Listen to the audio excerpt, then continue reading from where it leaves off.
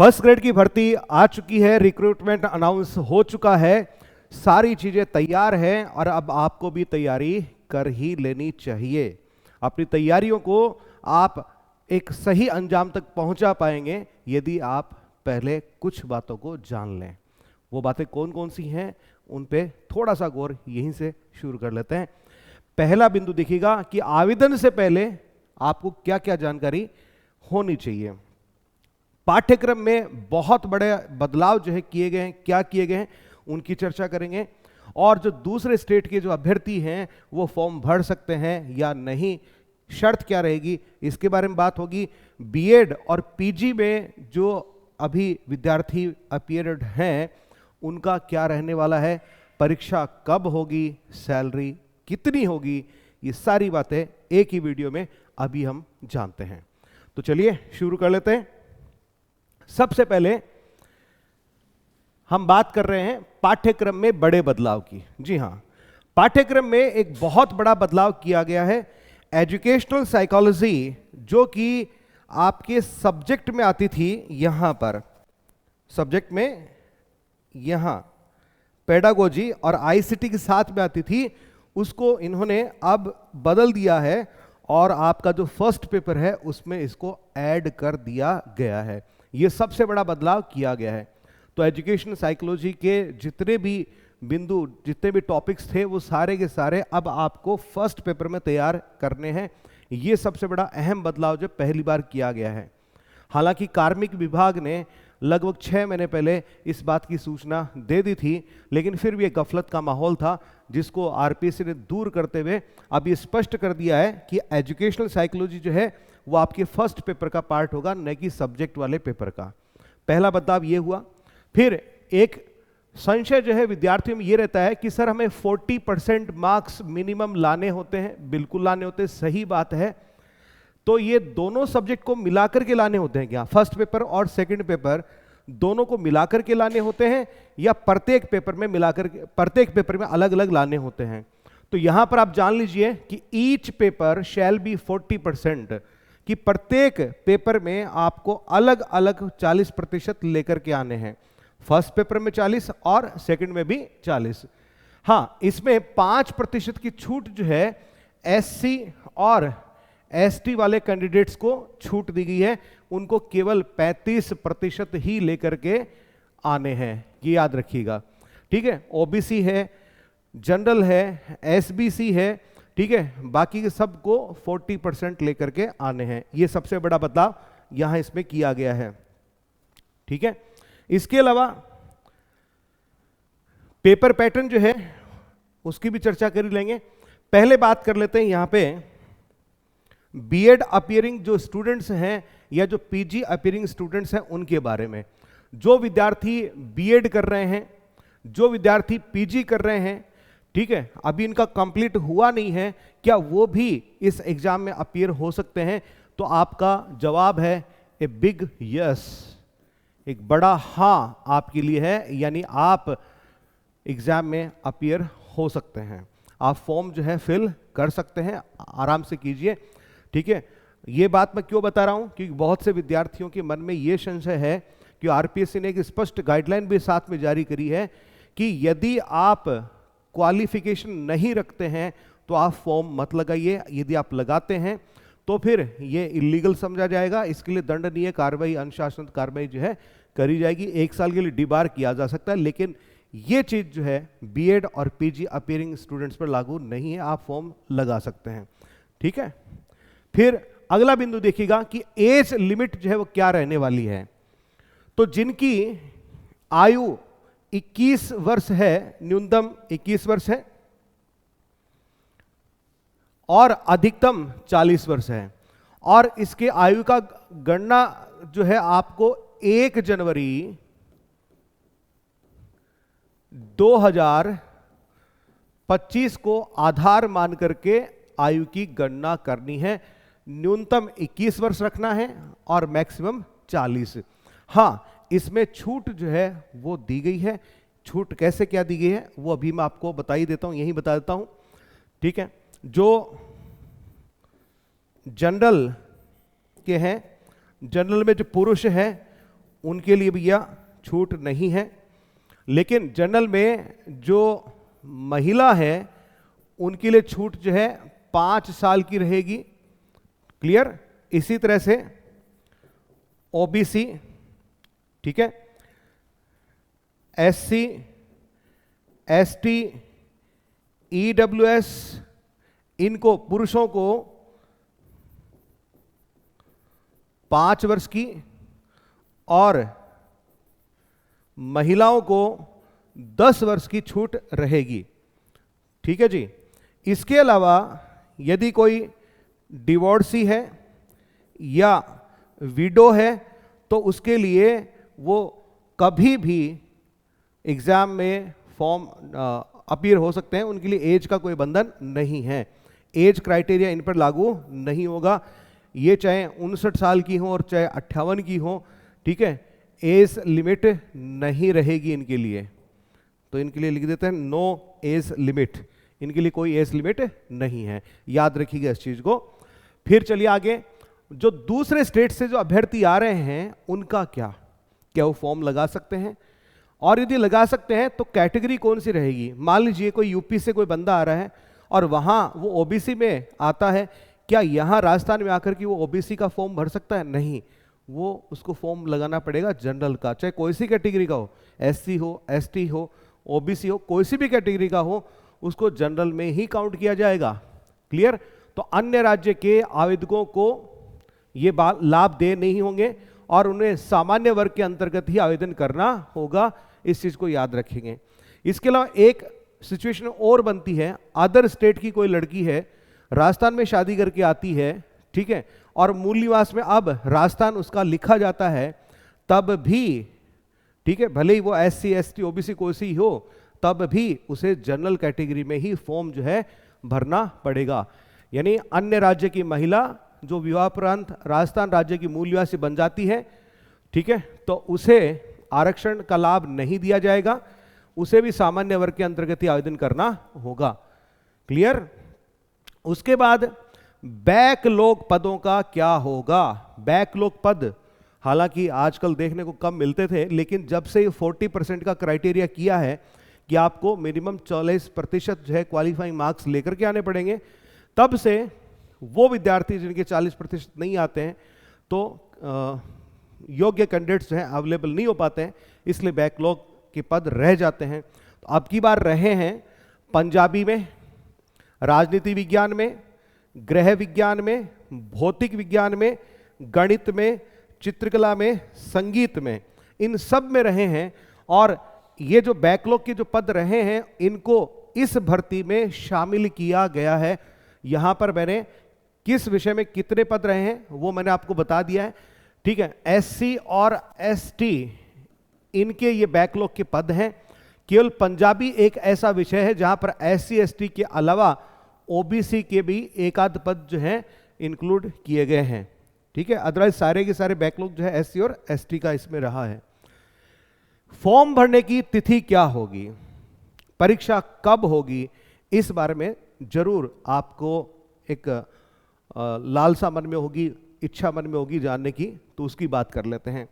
पहले तो देखिए परीक्षा तिथि, फॉर्म भरने की तिथि जो है वो क्या है।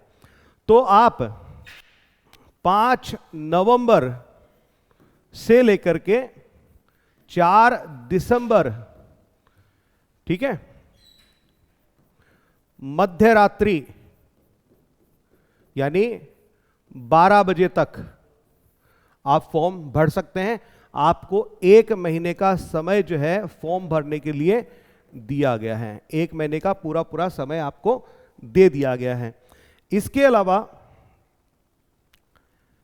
परीक्षा कब होगी इसकी यदि मैं आपसे बात करूं तो आप ये जानिए कि आपके पास यहां पर आरपीसी ने 24 विषय जो हैं इनको लिया है।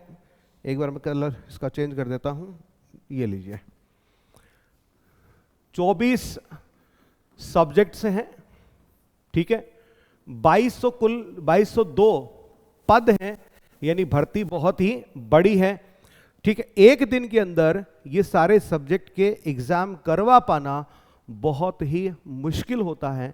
ठीक है, 1 या 2 दिन में संभव नहीं है, तो 1 दिन के अंदर 2 सब्जेक्ट की एग्जाम ज़्यादा से ज़्यादा आरपीएससी करवा सकती है। ठीक है, तो इस तरह से, हालांकि आरपीएससी ऐसा करती नहीं है कि एक ही दिन के अंदर 2 एग्जाम कोई करवाए, है ना। तो आरपीएससी क्या करेगी, लगभग एक दिन में 1 एग्जाम लगभग होता है, मोटा मोटी मान के चलिए। वो सब्जेक्ट जिनमें कैंडिडेट्स कम होते हैं उनके साथ जरूर ऐसा किया जा सकता है। ठीक है, लेकिन पिछले कुछ भर्तियों से आरपीएससी ने पैटर्न चेंज किया है, एक दिन के अंदर 2 या 3 एग्जाम जो है आरपीएससी ने करवाना शुरू किया है। तो उसको भी यदि अपन देखें तो भी लगभग ये एग्जाम जो है 8 से 10 दिन तक चलने वाला है। ठीक है, अब 8 से 10 दिन का समय आपको चाहिए एग्जाम करवाने के लिए। उसके लिए एक बहुत बड़ा सेटअप चाहिए, बहुत सारे स्कूल्स एंड कॉलेजेस जो है आपको फ्री चाहिए। अब शैक्षणिक सत्र जो है उस वक्त चल रहा होगा, बोर्ड की परीक्षाएं जो है आपकी मार्च अप्रैल में होती हैं, मई के बाद में आपकी जो समर वेकेशन वो स्टार्ट हो जाती है स्कूल्स में भी और कॉलेजेस में भी। तब वो एक अच्छा वक्त होता है किसी एग्जाम को कंडक्ट करवाने के लिए। तो मेरे ख्याल में समर वेकेशन जो है उसमें ये एग्जाम जो है आरपीएससी शायद करवा ले। तो लगभग संभावना मुझे नजर आती है कि समर वेकेशन में ये एग्जाम हो सकते हैं। ठीक है, समर वेकेशन में एग्जाम जो है कंडक्ट करवाए जा सकते हैं। और कोई यदि कोई कारण नहीं हो तब एक अलग बात है, बाकी का सबसे मुफीद समय, सबसे जो उपयुक्त समय है वो समर वेकेशन रहता है। ठीक है, तो इस चीज़ को ध्यान रखिएगा कि अब आपके पास समर वेकेशन यदि अपन लेकर के चलें तो आपके पास देखिए समय कितना है। अभी आप अक्टूबर के एंड में है तो पूरा नवंबर आपके पास है, नवंबर दिसंबर हो गया, जनवरी फरवरी मार्च अप्रैल मई एंड जून। ठीक है, आप जून मान करके चलिए तो जून तक लगभग आपके पास 8 महीने पड़े हैं। तो 8 महीने एक अच्छी प्रिपरेशन के लिए अच्छा समय है, आप बहुत अच्छे से इसको प्रिपेयर कर सकते हैं, तैयार कर सकते हैं। ठीक है, फिर आगे देखें सैलरी कितनी। बिल्कुल, ये हर एक कैंडिडेट के मन में एक सवाल रहता है कि सैलरी हमें कितनी मिलेगी। यहां देखिएगा कि पे मैट्रिक्स के लेवल 12 यानी L12 जिसको हम कहते हैं, ठीक है, L12 उसमें ग्रेड पे 4800 पर आप स्टैंड करेंगे। और जो परिवीक्षा काल यानी प्रोबेशन पीरियड है उसमें आपको मासिक वेतन जो है फिक्स पेमेंट जो है दे होगा। अब ये फिक्स पेमेंट कितना होता है उसको थोड़ा सा मैं आपको बता दूं। ये आपको फिक्स पेमेंट जो है प्रोबेशन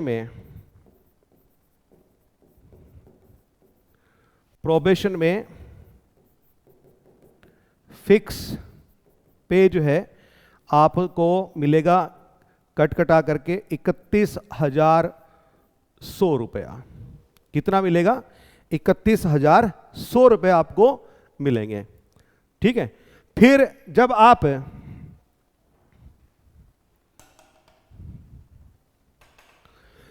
आपका प्रोबेशन पीरियड कंप्लीट हो जाता है तो उस वक्त ये L12 जो स्केल है इसमें जो सबसे पहले आपकी जो बेसिक होगी, बेसिक सैलरी वो होगी आपकी 44,300 रुपए। कितना हो जाएगा? 44,300 रुपए हो जाएगा। अब बेसिक सैलरी जो है उसमें फिर आपको क्या मिलाना पड़ता है? डियरनेस अलाउंस यानी महंगाई भत्ता। ठीक है, जो अभी हाल फिलहाल 53% है, अभी बढ़ करके 3% और बढ़ गया है, पहले 50 था 53 हो गया है। ठीक है, आपका HRA हाउस रेंटल अलाउंस, ठीक है, ये सब मिला करके लगभग मेरा अनुमान है लगभग उस वक्त तक जब आपका प्रोबेशन कंप्लीट होगा ये 80% पहुंच चुका होगा। इवन उससे भी क्रॉस हो जाएगा, उससे भी क्या हो जाएगा? क्रॉस हो जाएगा। मैं तो सिर्फ आज के हिसाब से एक अंदाजा आपको लगा करके बता रहा हूं।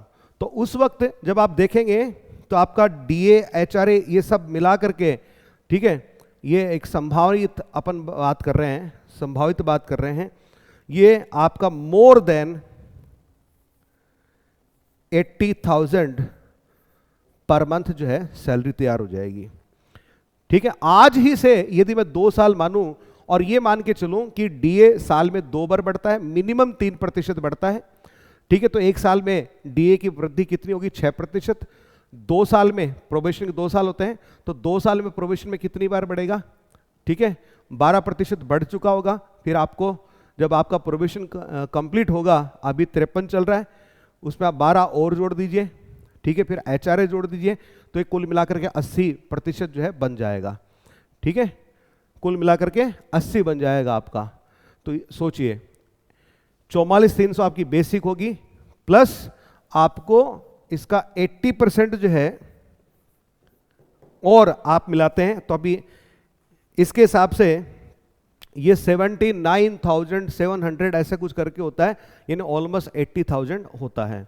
यानी जब आपका प्रोबेशन कंप्लीट होगा तब आपको 80,000 तो मिलेंगे ही मिलेंगे। हालांकि उस सैलरी के अंदर कुछ कटौतियां भी होती हैं, आपका इनकम टैक्स जो है वो भी डिडक्ट हो जाता है, आपकी स्टेट इंश्योरेंस जो है पॉलिसी, उसका पैसा भी इसमें कटता है। ठीक है, इसके अलावा जो आप जीपीएफ जो होता है, ठीक है, उसमें भी आपकी कटौती होती है। तो ये सारा मिलकर के इस तरह से ये तैयार आपका होता है। अब मैं अपनी यहाँ पे बात कर लेता हूँ ऐप की। हमसे जुड़ने के लिए, हमारे कोर्सेज के लिए आप सबसे पहले स्काई एजुकेयर ऐप जो है आप इसको डाउनलोड कीजिए। उसके बाद में फिर आपको हमारे कोर्सेज जो हैं मिल जाएंगे। इंग्लिश फर्स्ट ग्रेड और सेकंड ग्रेड का कॉम्बो पैक जो है वो भी अवेलेबल है। अभी काफ़ी छूट जो है कोर्सेज पे अभी दी जा रही है। फिर आपका इंग्लिश का जो फर्स्ट ग्रेड का सेकंड पेपर है सब्जेक्ट का, वो आपके लिए अवेलेबल है। सेकंड ग्रेड का इंग्लिश का जो कोर्स है वो भी आपके लिए अवेलेबल है। इंग्लिश के अलावा जीके प्लस इंग्लिश का कॉम्बो पैक जो है वो भी आपके लिए अवेलेबल रहेगा। फिर जीके प्लस इंग्लिश का रहेगा, फर्स्ट ग्रेड का और सेकंड का, सेकंड ग्रेड और फर्स्ट ग्रेड दोनों का। फिर बात करें हिंदी की, तो हिंदी में आपके लिए कॉलेज लेक्चर का, first grade Hindi, second grade Hindi, इसके अलावा आपको रीट जो कि अभी 2025 में जनवरी में होने वाली है, इसके लिए आपको चाहे आपका साइंस मैथ हो, एसएसटी हो, इंग्लिश हो, हिंदी हो, संस्कृत हो, सारे कोर्सेज जो हैं हम आपके लिए लेकर के आए हैं, जहां पर recorded classes plus live classes plus test, ठीक है, प्लस पीडीएफ के जो आपके नोट्स हैं, ठीक है, प्रिंटेड नोट्स, वो सारी चीज़ें आपको यहाँ पर एक ही प्लेटफॉर्म पे अवेलेबल हो जाती है, जो आपकी जीत को, आपकी सफलता को सुनिश्चित करती है। इसके अलावा आप हमारे YouTube चैनल पर भी विजिट कर सकते हैं, जिसमें 7 लाख से ज़्यादा बच्चे जो हैं हमारे इस परिवार का आज हिस्सा हैं। स्काई एजुकेयर ऐप की तरफ से हम आपके लिए वीडियो लेकर के आए थे, जिसमें आपके जो भी सवाल रहे थे, जो कल आपने हमसे पूछे थे, उन सभी प्रश्नों का हमने आपको उत्तर दिया है। इसी तरह से फिर से आपसे और मिलते रहेंगे। इजाज़त दीजिएगा। बहुत बहुत धन्यवाद। Thank you.